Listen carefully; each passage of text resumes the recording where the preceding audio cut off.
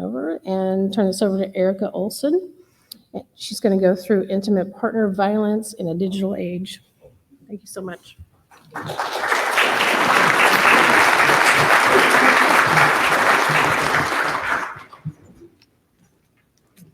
Hi, good morning. Come on. Good morning. All right, that's better.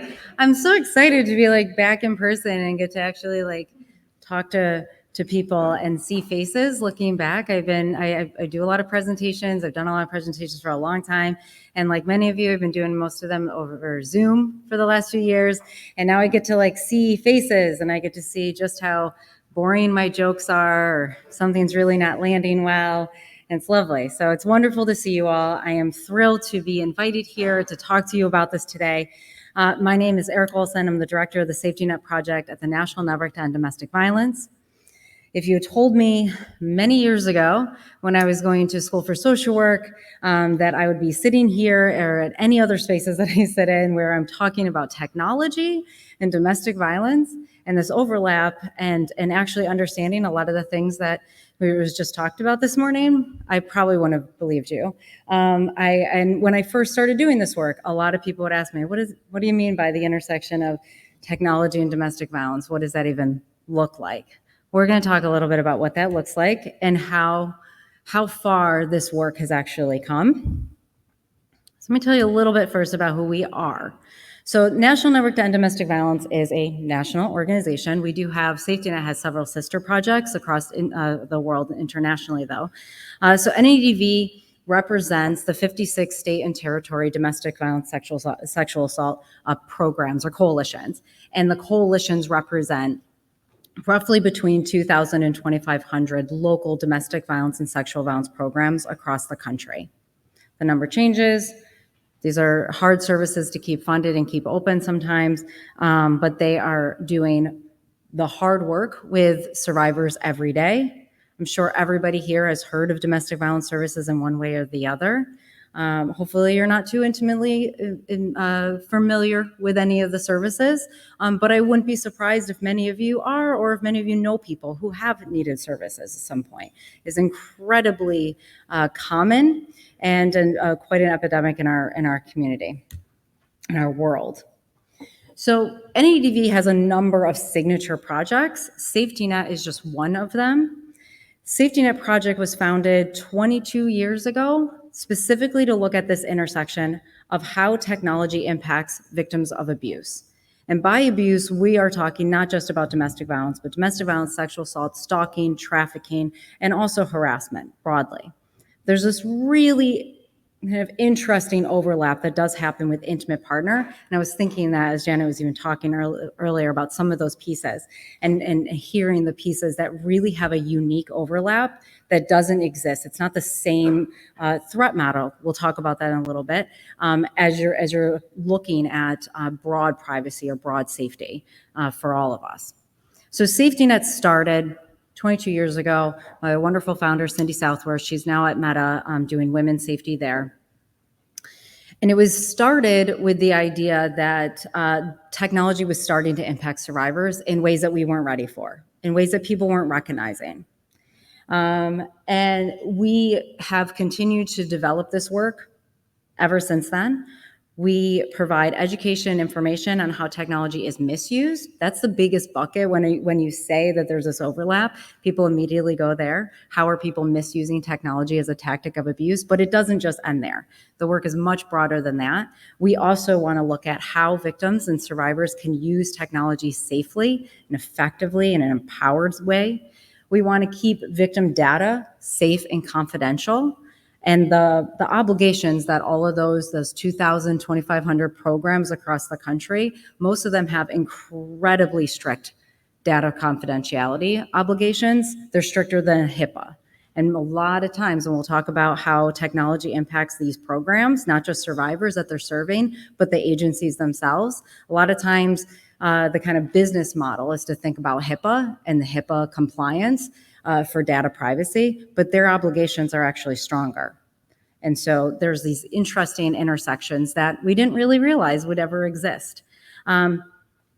So going along with that too, we work to make sure that agencies can use technology effectively and appropriately.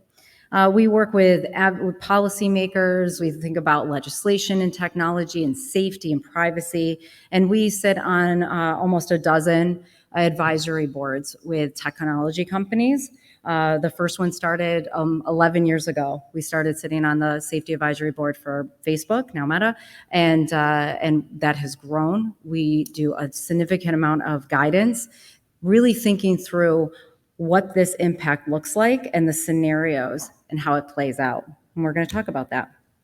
So when we started doing this work, when I was introduced to this work, was actually before I came to NADV. I was working at the New York State Coalition Against Domestic Violence on a project where we were trying to build bridges between disability advocates in the disability world and domestic violence world, improving services with survivors for survivors with disabilities. And I attended a training by the Safety Net Project at NADV on technology. And I came back to the New York Coalition and I thought, wow, this is a place we're not even touching. We are not even thinking about the way that people with disabilities use technology differently. And they definitely use technology differently. Back then, so when this started, when I started doing this work, we were really looking at TTYs, we were looking at basic assistive technology, some of which doesn't exist anymore, some of it's pretty old. And things were simpler. The project got founded because there were protection order databases that were being built without privacy in mind. Survivors' names, children's names, abusers' names, all going up online in online databases where anybody could search and find out who got an order protection against who. And there was no privacy, no safety considerations to that. Caller ID. Most of us were probably really excited when everybody remembers. Do people remember caller ID, right? There are definitely people that were born, right, that exist, that don't remember when you didn't know who was calling you, right? I'm sure many of you, some of you might even have them as children. My kids don't remember this moment. There was a time when the phones looked like this, and you didn't know who was calling you, right? It's weird to think about that. Technology was simpler, though. It's a little bit simpler, and the problems that we were trying to figure out at that time were a little bit more simpler. And I'll give a couple examples of this. But this is a big one when I think about not knowing who is calling, because it signifies a real start to this work for us. Caller ID was big in this intersection, because for the first time, because remember, when caller ID was first created, what was the biggest privacy issue with that? Anyone? Biggest privacy issue when caller ID was created is that it wasn't connected to our cell phones, it was connected to our landlines. And our landlines were identifiable, right? Everyone knew where we lived. They were identifiable to a specific house. And so when caller ID started, domestic violence advocates, domestic violence service providers, and definitely survivors felt an impact. Because suddenly, when they fled from an abusive person, and they had to contact home, they had to contact someone, people found out where they were because they were calling from a landline and that number was showing up. And so you wouldn't have thought, nobody was sitting around designing caller ID and thinking this is going to be a safety issue for someone. But it was. So this is an example of how that intersection for our work started and where we've come today, because now, when we first started doing this, we used to think about phones, cameras, GPS, computers, everything was separate. And now, everything is here, everything is combined, everything's live streaming. The complexity of that and what that means for a survivor who is trying to do that same thing that they were doing 20 years ago, trying to leave an abusive person and be hidden from them, to not be found from somebody, that process is so much more complex now than it was then. So over these 20 years, we started to coin this word tech safety. And this is how we define our work. We think that technology safety for us, it means tech by design shouldn't harm people. Survivors should strategically be able to use technology And I'll talk a little bit more about why that's such an important piece for us.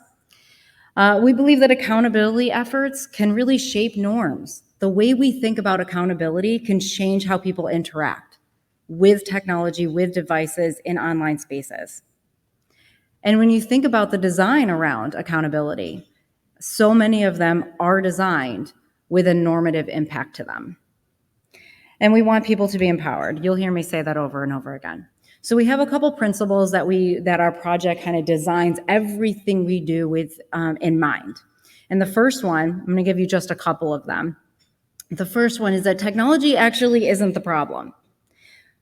Abuse is the problem. We learned early on doing this work that it was important to state this, to say it out loud. Because in this work, when you tell people that you are looking at the intersection of technology abuse and you start going down that conversation of all the ways that abusers can misuse technology, of all the ways that technology can pose a privacy risk, what do people start doing? They start questioning why the technology exists. They start saying survivors should just get away from technology. Why does this even exist? I remember somebody really convinced years and years ago that text messaging just really probably won't catch on. This is a bad idea.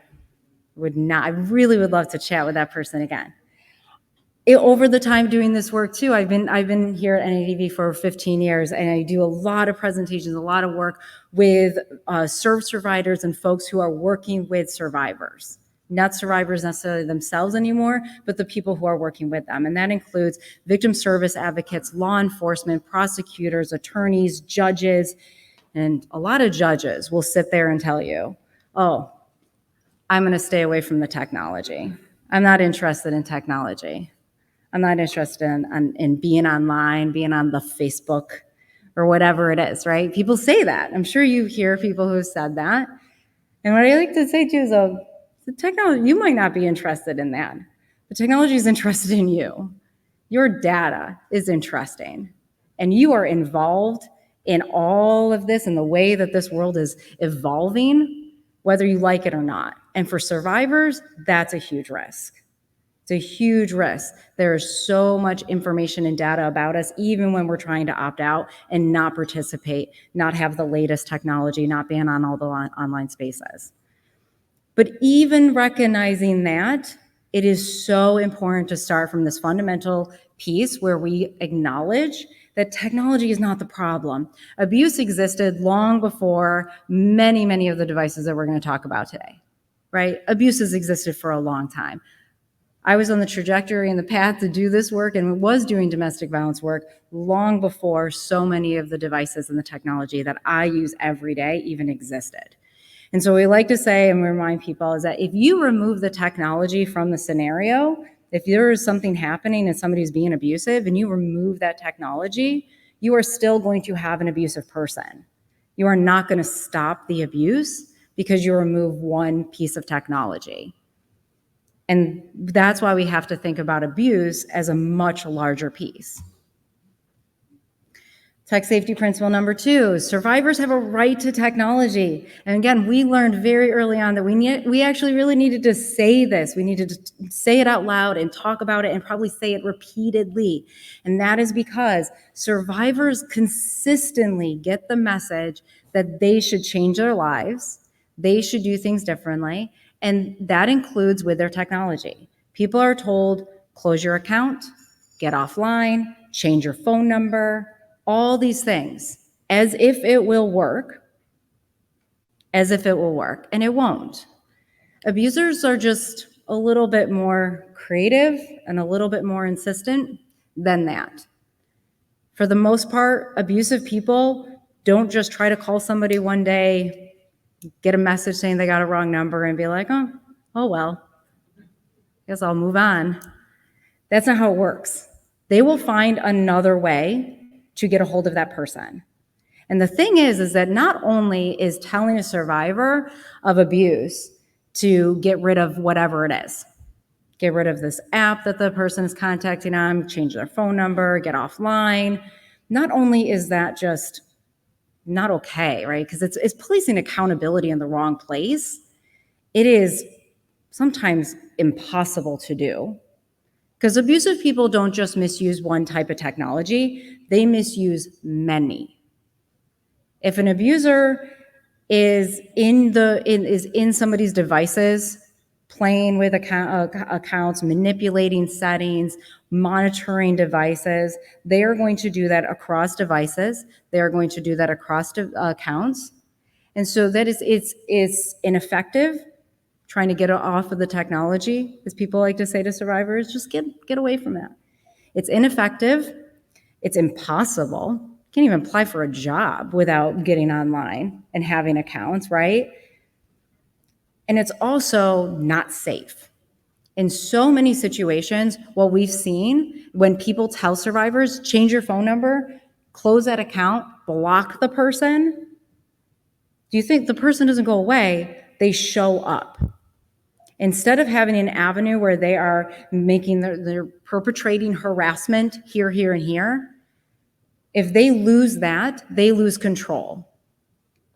In domestic violence, intimate partner abuse is about control. It is about power.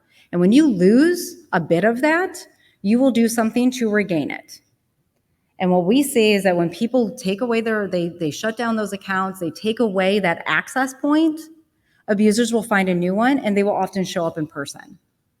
Escalating risk. The most dangerous time for a domestic violence victim, the adult, and any children involved is when the person is trying to leave or has left. This is when, statistically speaking, this is the point in time when assault increases, stalking tactics spike, and it's the time when most murders happen, when somebody is trying to plan to leave or they have left. And we have seen the intersection of technology with this in so many ways. Again, our founding director, 20 years ago, we started this project using an example of a survivor she worked with who had done so much work trying to quietly work with a local program, plan for an escape from this abusive person. She ended up emailing a family member saying, "This is the plan. I'm going to leave. I will be in a safe place. I'll contact you when I can." She deleted the message from her sent box, but it still existed in the deleted folder, and the abuser found it, and then he killed her. And this became an ongoing, so I heard this so many times when I was introduced to this work in this project, of these examples of how thoroughly we need to think about safety when we are talking about this intersection for that person. Because I don't need to clean the trash out of my inbox all the time, right? I don't need to think about all that. But if somebody's monitoring me, and at this point, the monitoring was always in person, but now it can also be remotely. So not only do we think survivors have a right to technology, but we think that technology can positively impact their lives and change their lives. We want to see survivors being able to use technology in an empowered, safe way.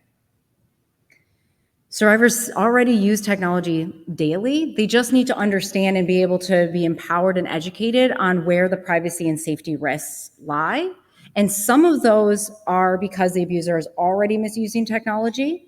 It is a current thing that they need to navigate. And then other pieces are because it is an outstanding privacy concern, because it's a vulnerability that the abuser could use.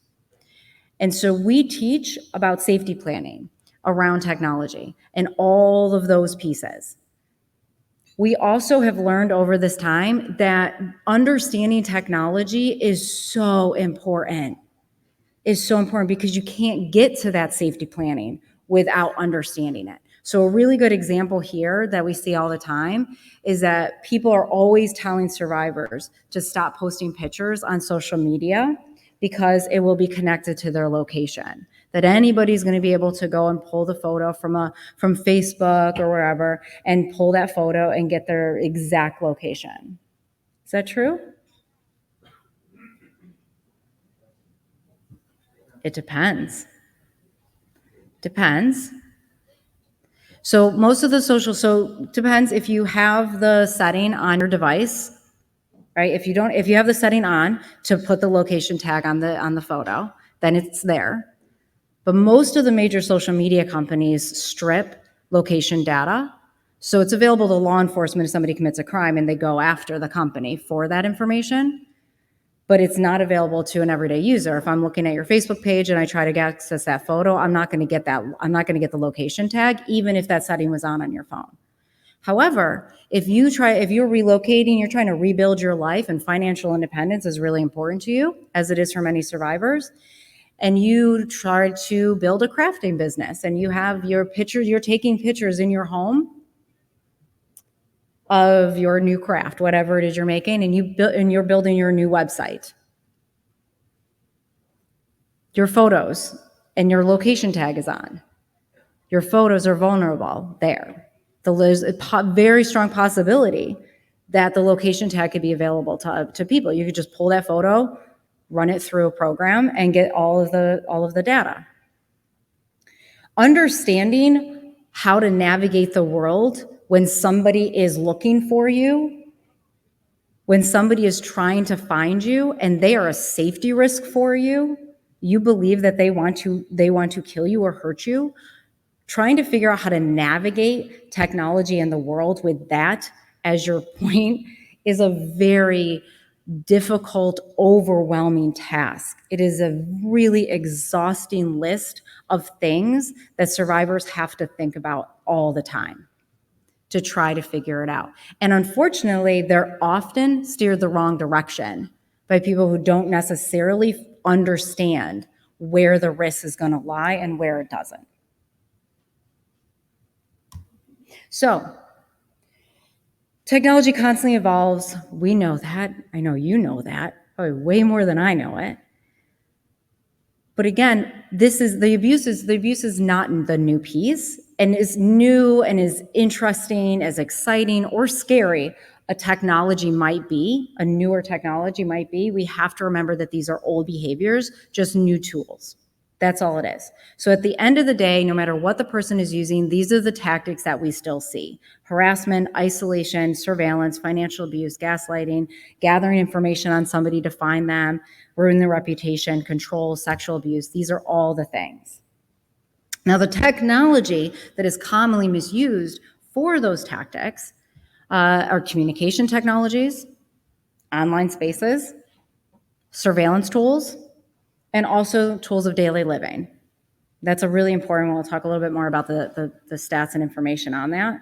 And we can see in some of the work that we've done too, we do surveys, I'll talk a little bit about that, to see what's happening across the country from a domestic violence program perspective, the stories that they're hearing. Where stories of IoT pop up, definitely change. You're not going to see a lot of abuse of a full-on smart home in most parts of the country, but you will see some more of those examples in local domestic violence programs in Silicon Valley. Right? So what survivors are experiencing definitely changes across the country, and it changes based on accessibility and access to the types of technology. So I mentioned some of the data. So every couple years, we do a survey of local programs across the country and ask them, what are survivors telling you? What are they telling you that is happening? How are abusers misusing tech? What are they concerned about? What has happened for them? And consistently, we've done 3 of these over 6 years, and the last one was we've closed up in early 2021.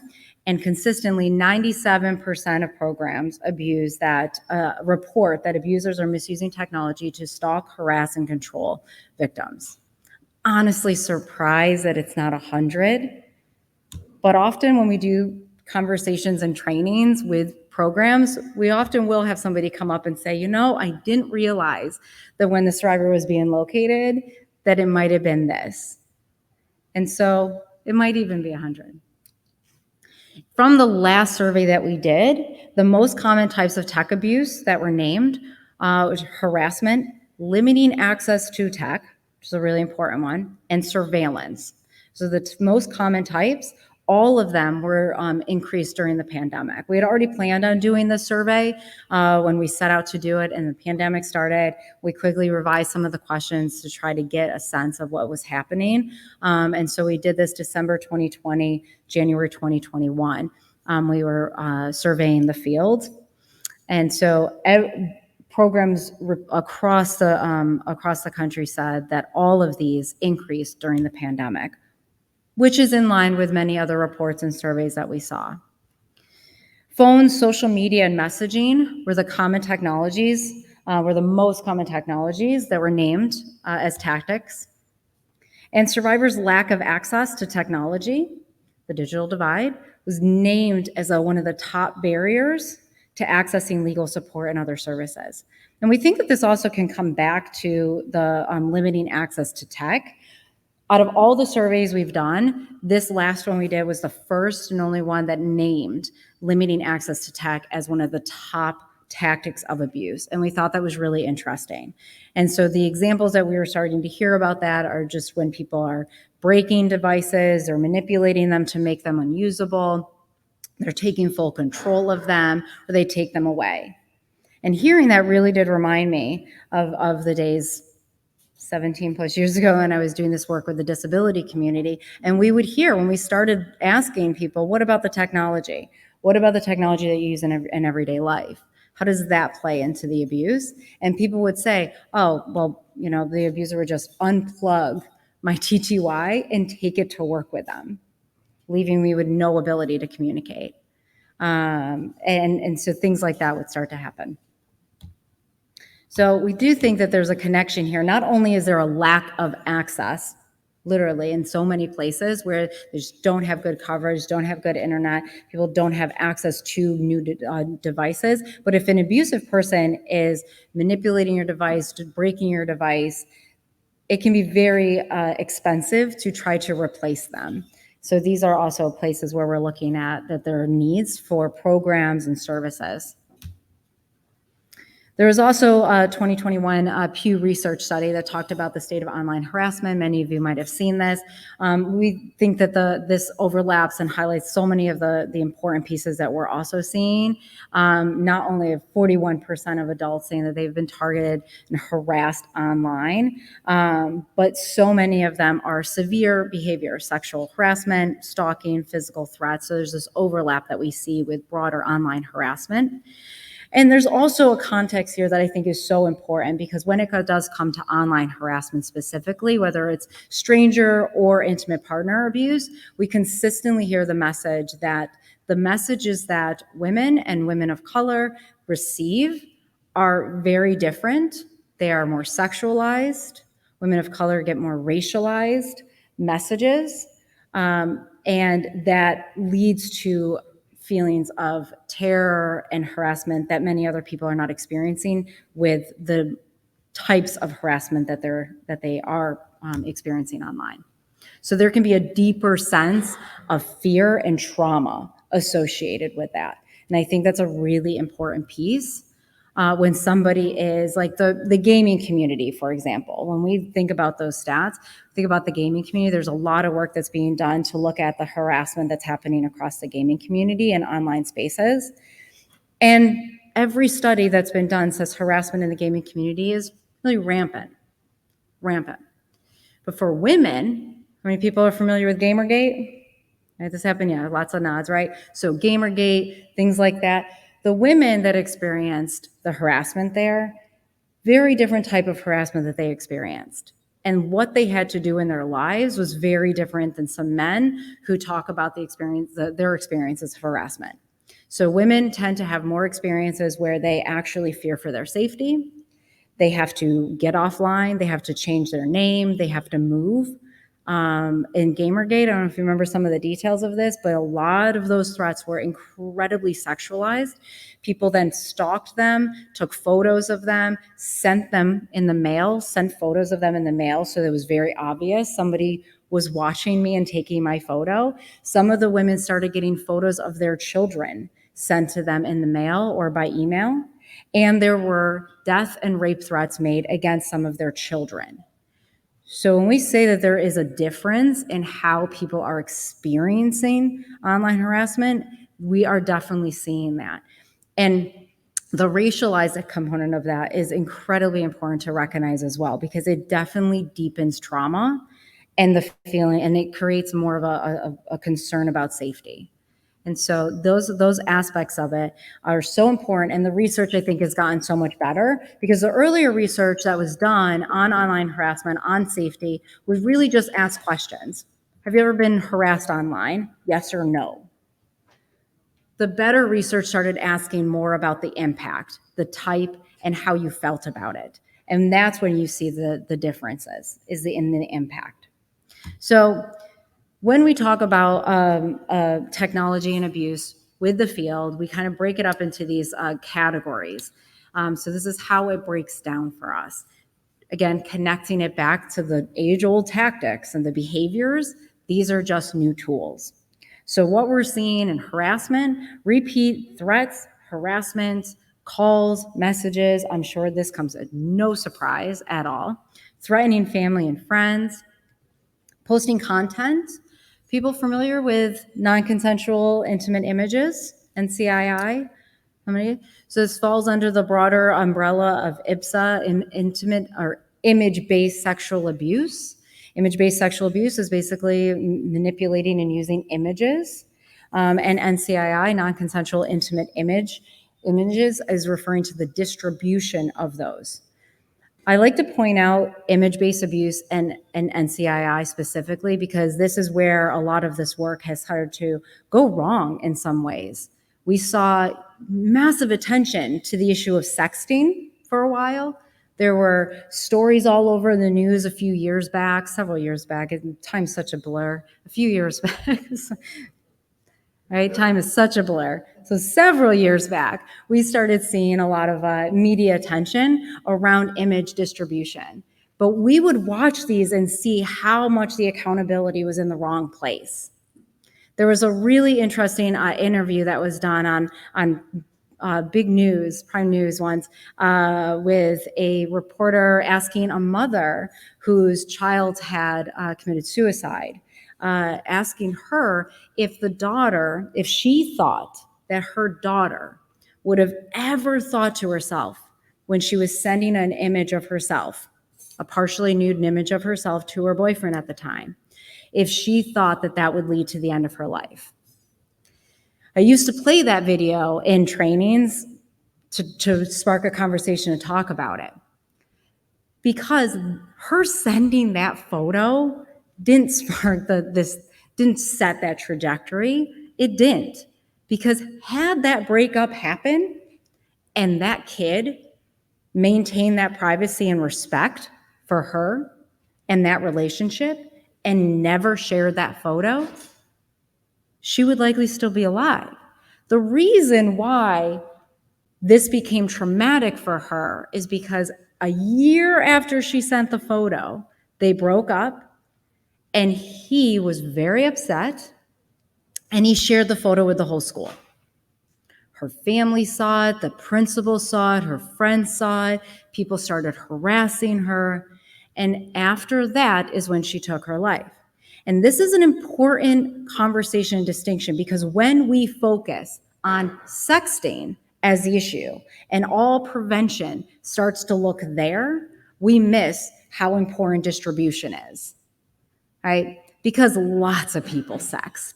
Lots of people share images. When you work in the world of abuse and technology, you hear about the bad cases, right?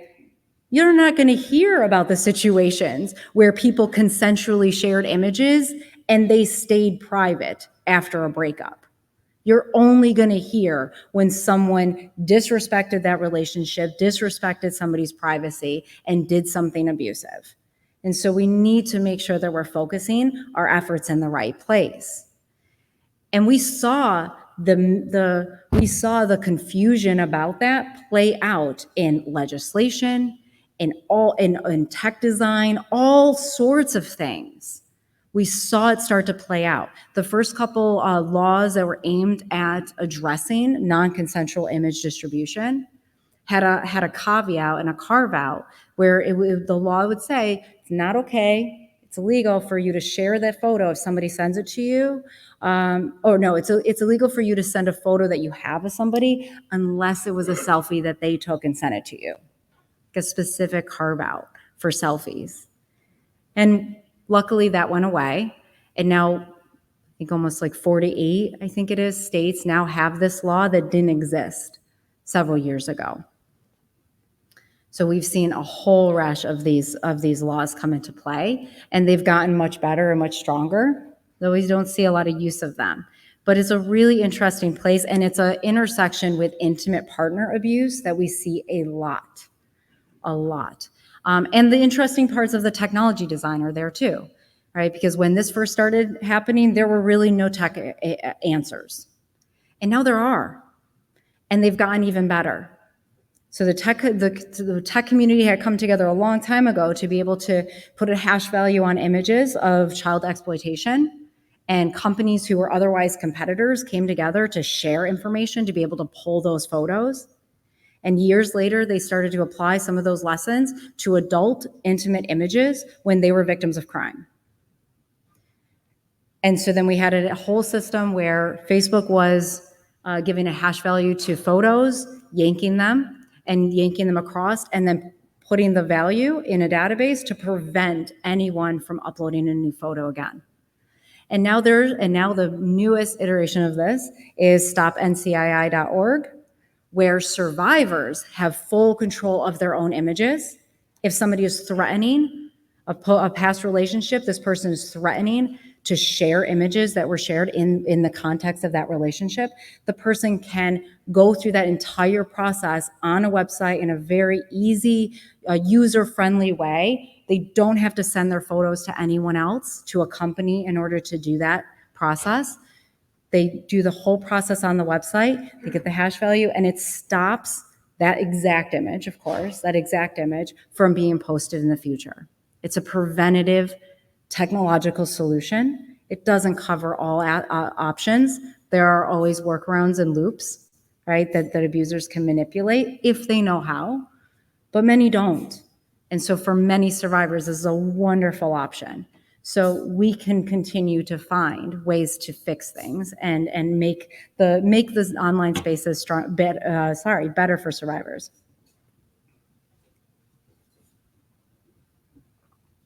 Monitoring and surveillance is a really large bucket in this work, a very large bucket in this work. Abusers track location. We see this all the time, and that is across technologies. The latest one we probably all saw flashing around in the news, AirTags, right? Was AirTags the very first location tracker of its kind? No, it was not. And we've been talking about location trackers, and service providers across the country have been talking with survivors. They come into programs and shelters, and service providers will talk to them about, where are all your belongings? Let's search all of your belongings. They have found trackers in the lining of coats, in the lining of purses, inside a stuffed animal that was ripped open and then sewed back up. Abusers will manipulate anything, even the children's toys or technologies. And of course, there's stalkerware, which depending on who you ask and what population you're looking at, depends on how rampant it is. But I'm going to show this example.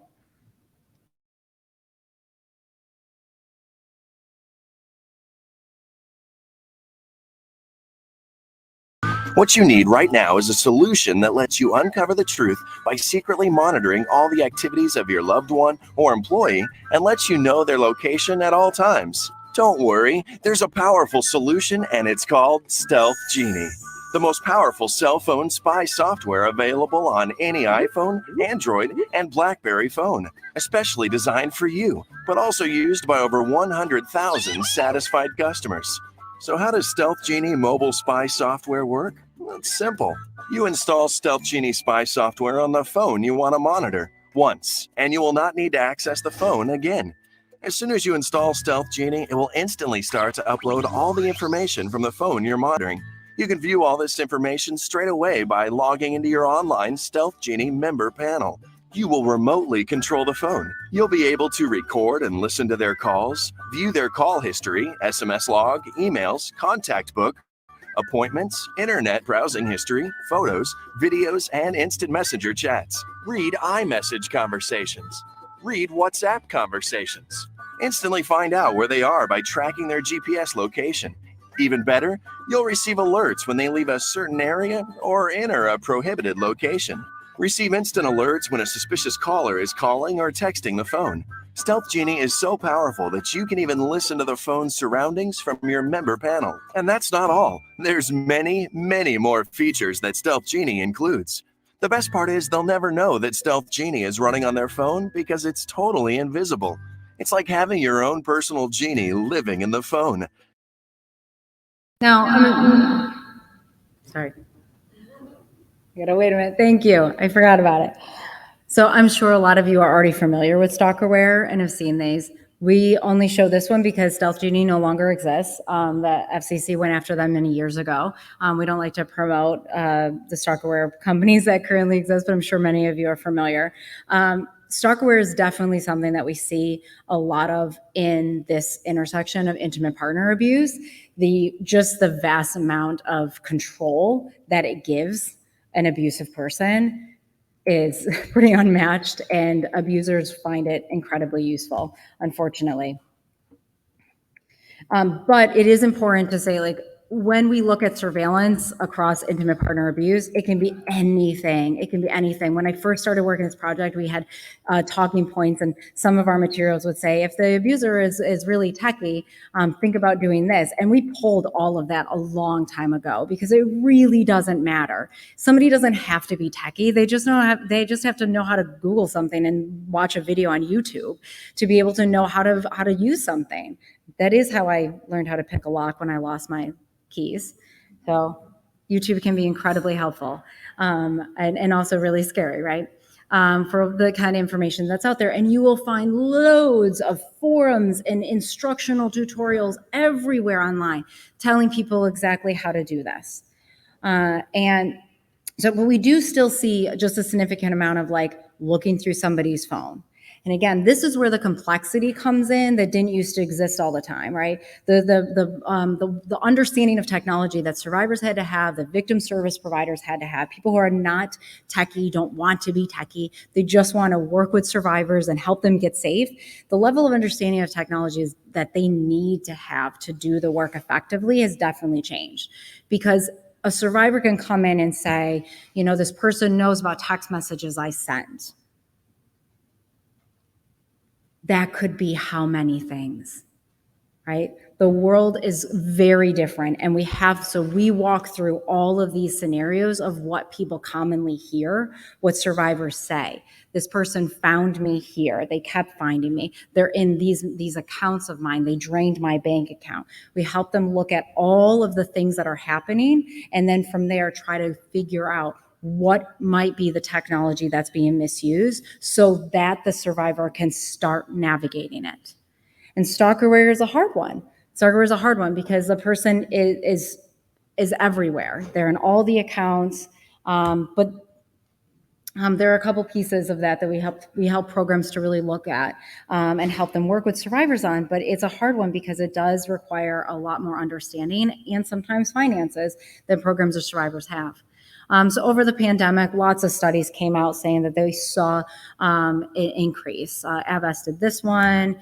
Then they also saw, again, stalkerware apps increasing by 93% in the lockdown, specifically in the UK. So we've seen a lot more of these in the past couple years. Impersonation and fraud is also a big tactic within the context of domestic violence and sexual assault. So we see a lot of misuse of spoofing. Has anybody tried a spoofing app? A couple of you? Yeah. How about you? For testing. I used to do them. I used to do them a lot. Sure. Yeah, I know. I used to do them a lot in trainings and stuff and like show people just how effective they work. Right? The way that it truly tricks your phone, right? If I call you, I can call you making it look like somebody else is calling you. And when you go to call back, not only I can change my voice, I can mask my phone number, and when you go to call back and I pretend to be your brother's phone, it will actually call your brother's phone. It will show up on your phone bill as your brother's number. But we have to look for the discrepancies. This is the kind of work that domestic violence programs are constantly doing now. It's a whole different world. This is not work that survivors ever thought they were going to have to do, right? But the discrepancy of that needs to show up, that we need to identify and point out so that offenders can be held accountable, is that there would not be an outgoing call on your brother's call logs, right? So that then shows somebody else made this call. And there's all this investigative work that has to happen to start to dig in and hold people accountable. But spoofing is definitely a hard one. Courts and law enforcement have a really hard time with that one. And unfortunately, a lot of survivors just get turned away. Whenever tech abuse is happening, they just get told, we can't really prove it. We don't really know how it's happening. Can't prove it. Even if there are many ways that you can, they often say that they can't. Financial abuse also overlaps a lot with IoT and the ways that we're now seeing IoT misuse play out. So sometimes people are misusing IoT devices within somebody's home as a tactic to harass them. I talked to a survivor. We had a survivor come in and speak several years ago at a conference who lived in a smart home, an actual smart home. So there was no way for her just to like unplug the devices. It wasn't just an Alexa that the abuser was trying to turn on. And he would remotely turn on and blast all the music and turn on all the lights. And she ended up sleeping for a while in a closet to try to get some sleep. And he would text her in the morning saying, like, how'd you sleep? I hope you got a good night's sleep.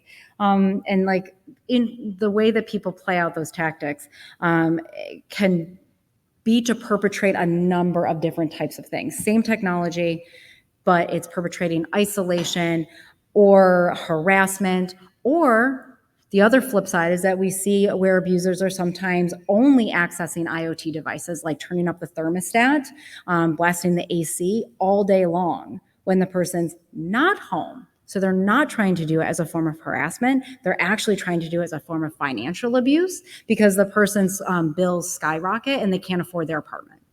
And then they eventually figure out that this is happening. So unfortunately, abusers can get incredibly creative with this. And we talked a little bit about limiting access to tech. For survivors, understanding the overlap is really important. When we first started talking about IoT and trying to make sure the field understood what IoT meant and what it could mean for survivors and specifically how it could be misused as a tactic of abuse, we started getting questions from the field like, should I tell every survivor I work with not to get a smart refrigerator? And so we realized in that moment, in those kind of questions, that we really needed to talk not just about the misuse of these devices, but about the overlap of privacy and abuse.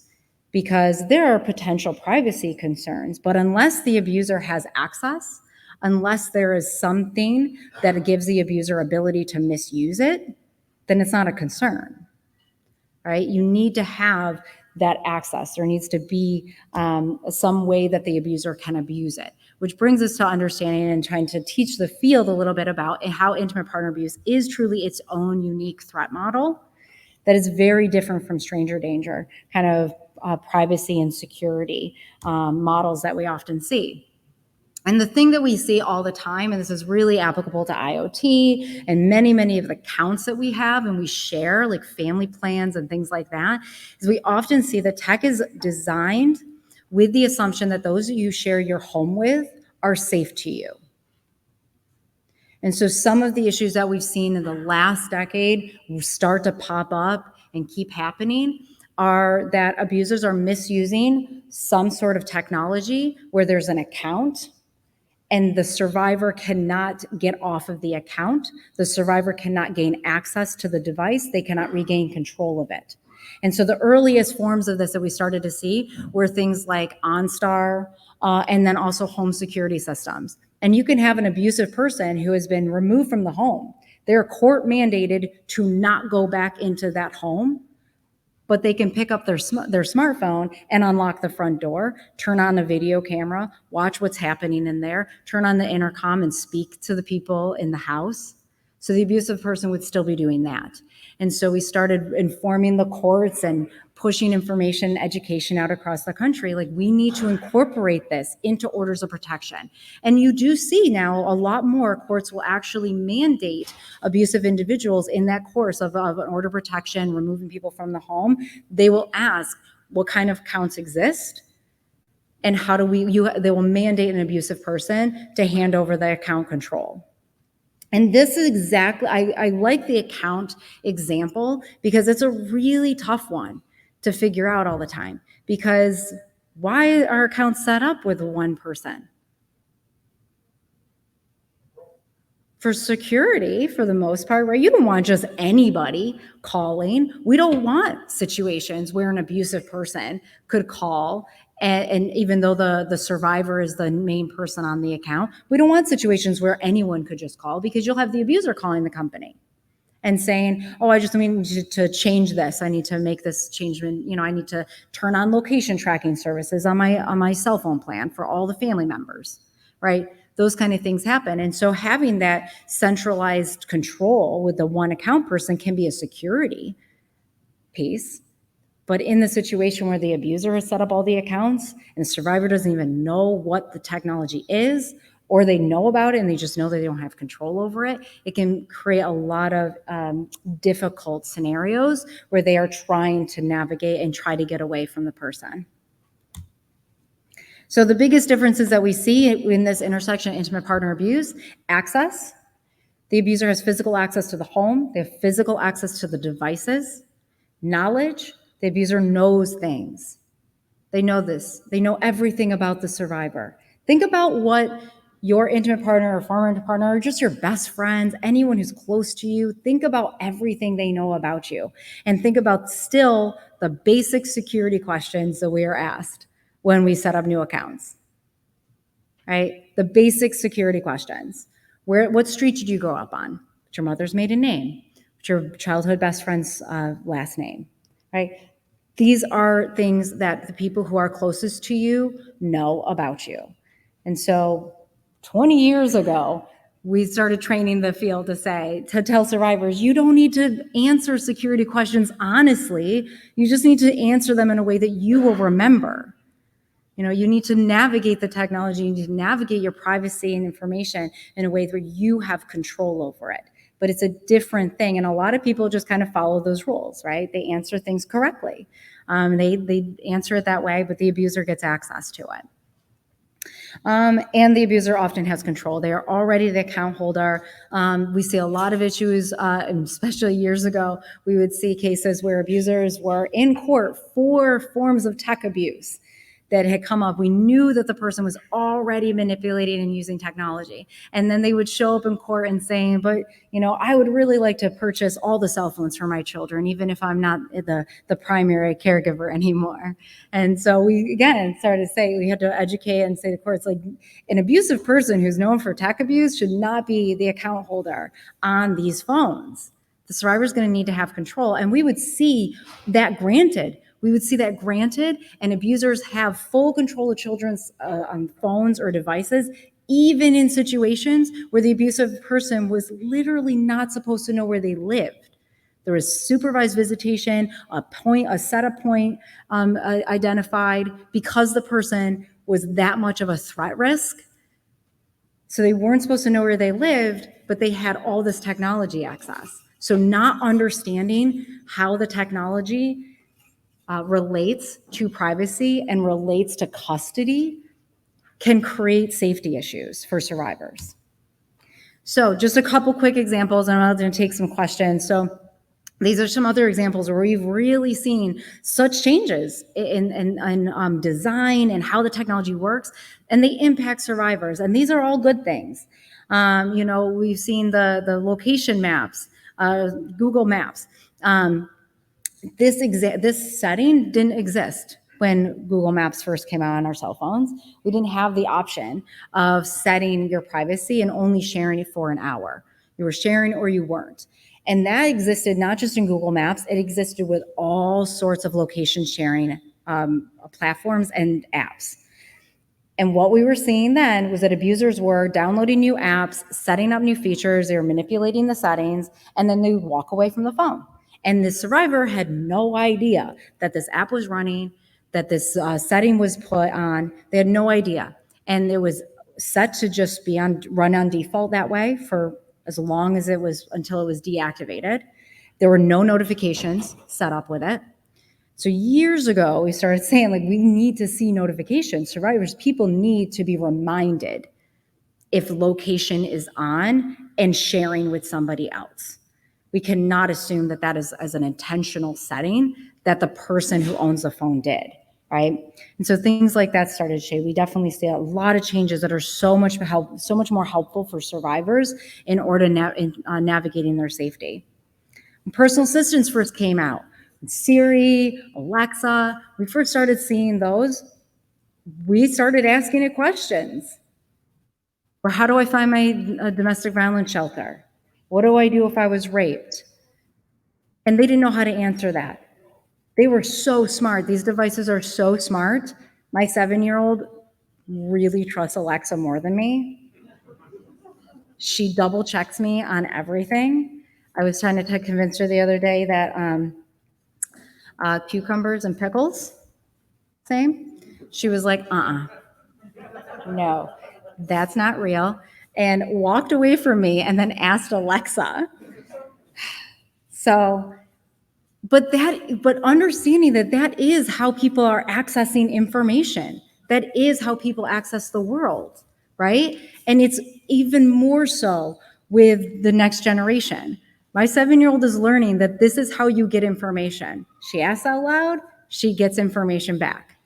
And so we need to make sure that when we ask important questions, what is a suicide hotline number? I was sexually assaulted, what do I do? That it answers with important answers and accurate answers. And those answers look way different than they did when these devices were first out.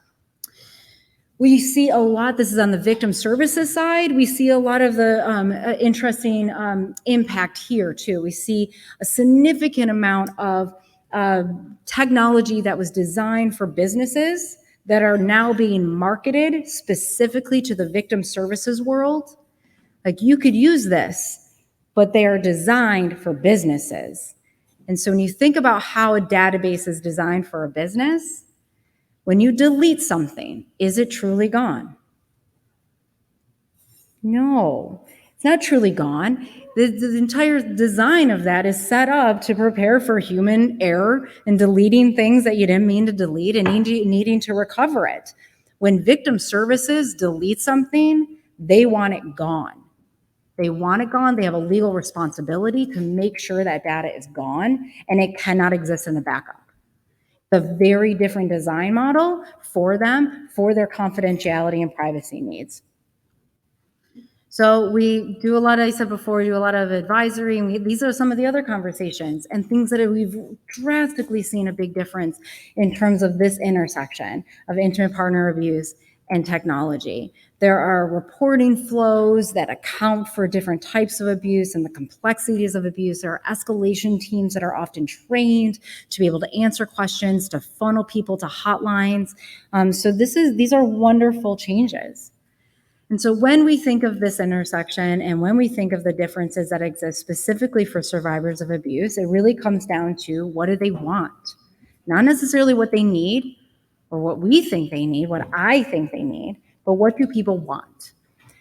And survivors don't all want the same thing. Some people want the behavior to stop.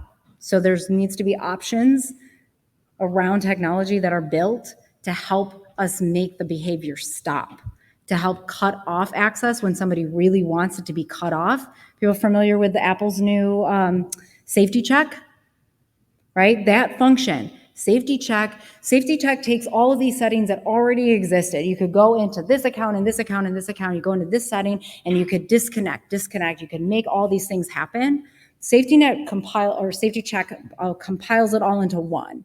And so you can go into the safety check and you can have two options. You can either go down a path to be able to look at all the ways where I'm sharing my information with another person within my Apple ecosystem, or I could do a full cut off immediately with one button. I'm just going to completely stop sharing. And anyone I was previously sharing with will no longer have access to my information, my location, anything. That was designed specifically with domestic violence in mind. And the really high burden and difficulties that survivors would have in going through that process and trying to disconnect from an abusive person, especially one where their accounts have been intermingled, their information is known, all of that, it's so complicated. So that, again, is a really great example of something designed to stop the behavior. Some people want the person held accountable, though. And educating consumers, educating the world on these differences is important, because if somebody just wants the behavior to stop and they don't care about accountability, then reporting images when they're posted, reporting a harassment as soon as it's is out there, it's fine. But if they want accountability and for it to stop and go away, then people need to be informed that they need to screenshot it, they need to share it, they need to save it in some way if they are reporting on a platform where they will completely delete it. It is gone. Right? There are differences in how people need to access reporting flows and information. And some people want to enhance their privacy. I think a lot of survivors really are there. And many people are all three of these. They want to enhance their privacy and safety, and sometimes they want to do it because they are living in a home with an abusive person, but they're isolated and they need some sort of form of communication that the person cannot monitor. Other ways, in other scenarios, they are trying to leave an abusive person and they need to do a full-on reset of thinking through everything. How do they get control, privacy, security over their devices, over their accounts, so that the person doesn't find them? What does that mean? And it's not just the devices and accounts, right? Because it's everything I now set up in the future. Because if you buy a home, at some point I'm probably going to be able to Google you and find your home. So understanding, and again, that comes back to what I was mentioning earlier in the beginning about how even when you try not to engage, it's often there, right? The safety risk is there.